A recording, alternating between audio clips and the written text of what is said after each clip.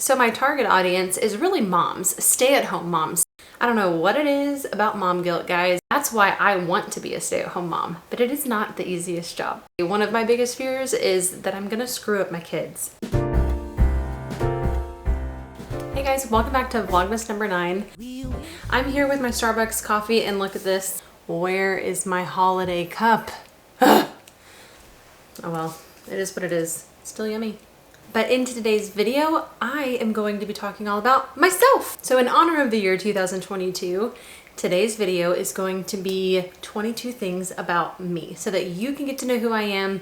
I don't have a very large following at this point, but I figure in order to grow, you need to know who I am and everything I'm about.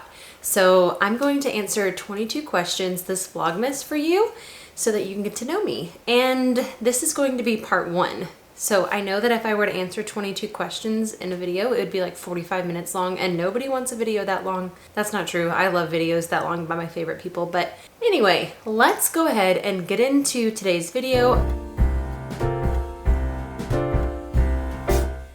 We wish you a Merry Christmas. We wish you a Merry Christmas. We wish you a Merry Christmas and a Happy New Year. We wish you a Merry Christmas. We wish you a Merry Christmas. We wish you a Merry Christmas and a Happy New Year. The very first question I'm going to answer is, why am I on YouTube and who is my target audience? So I am here on YouTube because I feel like I am someone who really loves to absorb information. So in doing so, I really enjoy sharing that information. So that's what I am here to do on YouTube. I am also someone who has worked with kids my entire life.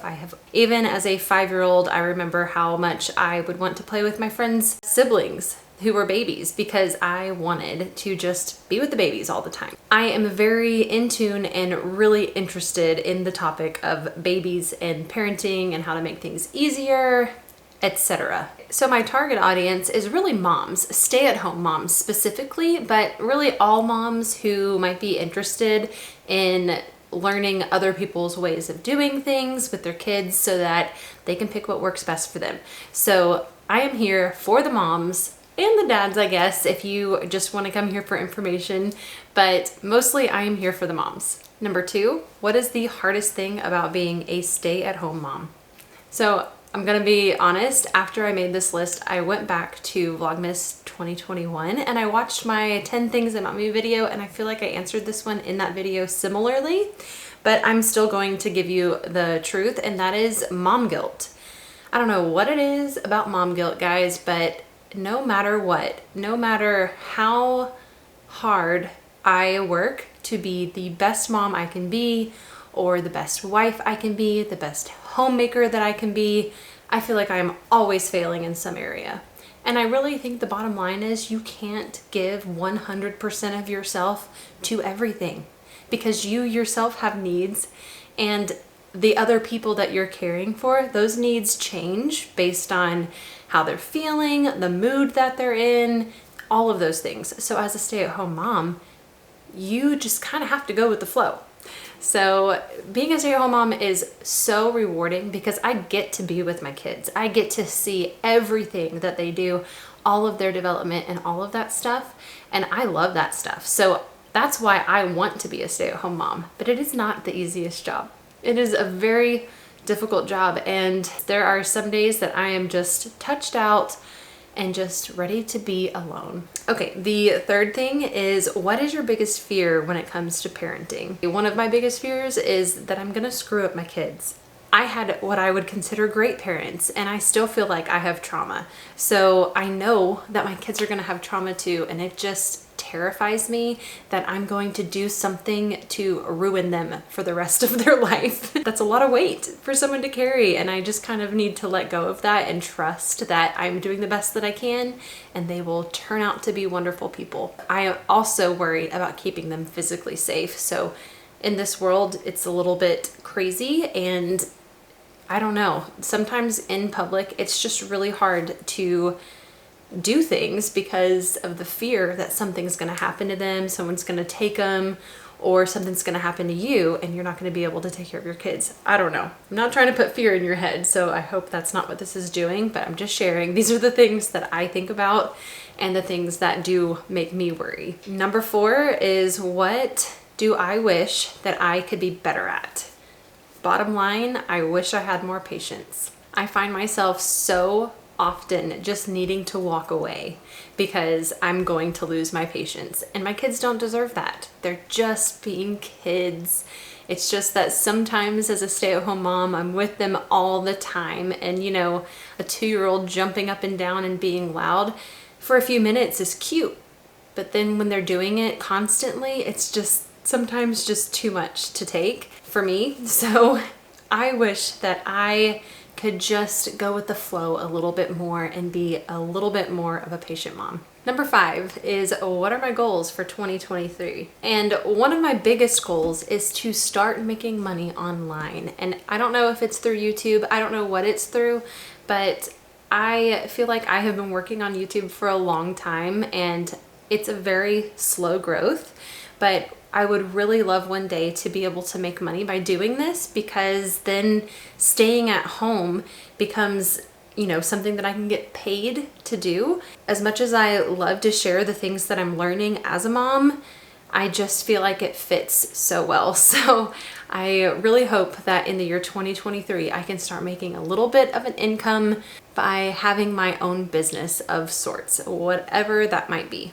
Number 6 is, what is my 5-year goal? So this one's a little complicated, and part of it is because I'm not really sure as far as our family's future, what that's going to look like. I personally would love to have more kids. My husband is not so sure about that at this moment. But if it were completely my choice and my husband was just on board with whatever I wanted, I would say I want 3 children, and I think we are on board with the rest of this. I would love to live on a piece of property that we could kind of homestead. I think that slowly learning those things that make you more self-sufficient is very cool. So that's why, if you've looked back at my channel the past year, I have really taken it upon myself to garden. I really enjoy sourdough because of it's so simple. The ingredients are always very minimal and you know exactly what you're getting and things like that. So yeah, I see myself, my family, on a homestead. I don't know what kind of like farm animals that means, but I do know that I would love to be more self-sufficient and live on a piece of property that my kids can just roam, and a house that, you know, just suits that. I picture a ranch style house with a big front porch. On top of those things, I also see myself homeschooling my children, if we can make that work, and again, having my own business online. Okay, with number 7, I'm gonna bring it back. I know I talked about what I wish I was better at as a stay-at-home mom, but now I wanna talk about what I am great at, because I think it's good to acknowledge those things. Makes you feel a little bit better about yourself as well. So I feel like I am really good at feeding my family healthily. We're not perfect, like everything that we eat is not healthy, but I do really take it upon myself to cook home cooked meals as much as possible and to select good ingredients for those meals. Like I said, it's not every meal that's perfect like that. Like ideally, sure, it would be, but sometimes we eat mac and cheese, sometimes we eat super processed foods, but for the most part, I really enjoy feeding my family whole foods that grow or come from an animal or something like that. Number 8 is, what do you love doing with your kids the most? And for me, that would be going out in nature and just kind of taking everything in, just being able to explore in a very slow paced way.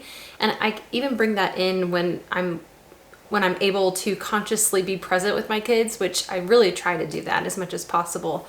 But when I'm like with the baby, with Charlie, when she's at home, I also really enjoy spending time with her while she's also exploring different things and learning and fine-tuning her motor skills, her gross and fine motor skills. So I just really enjoy that kind of stuff.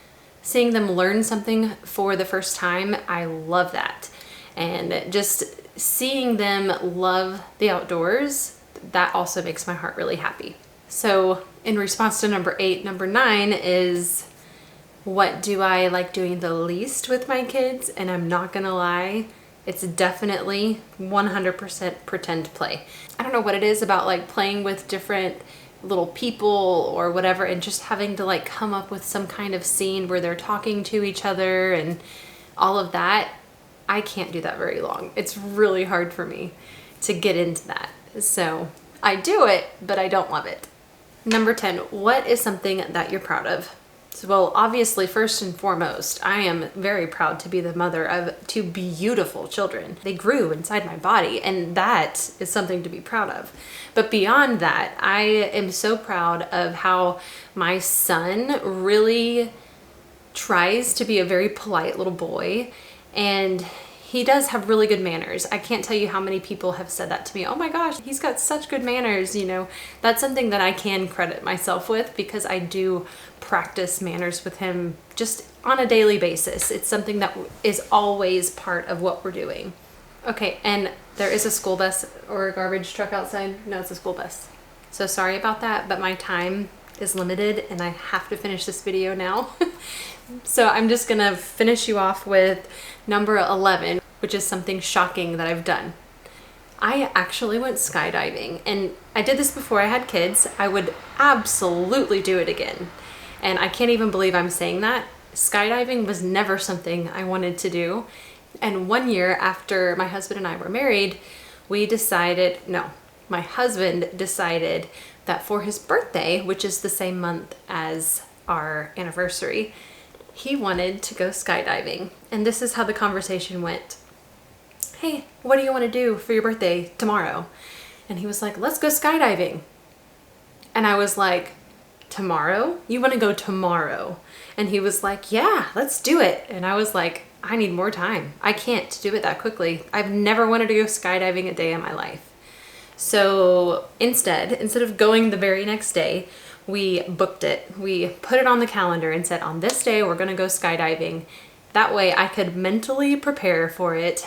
And that's what I did. I watched 0 videos of any kind of skydiving fails and just watched the process on YouTube and just, you know, took it in as much as possible what that experience would be like. And by the time we got to the date of us doing this, I was ready. I was ready to do it. And I was very excited to do it. And I can't even tell you, one of the best experiences of my life. If you want any other tips, if you're interested in skydiving, let me know and I will share all my tips with you, because there are a couple of things I would have done a little bit different in preparation. But other than that, skydiving was so much fun. I'll include a little clip of it. Do I have a little clip of it? I'll see if I can find some pictures or some footage of it, because we did actually get it filmed, because I didn't think I would ever do it again. So that is 11 of the 22 things that I wanted to share with you about myself. And I hope that you feel like you got to know me a little bit more. Again, if you do have any other questions for me, if you're curious about anything, always feel free to leave a comment below my videos and ask me, and I will always get back to you on those questions. Thank you so much for watching. I hope you guys enjoyed today's video. Don't forget to look for Buddy, because he should be around, and I will see you guys in the next one.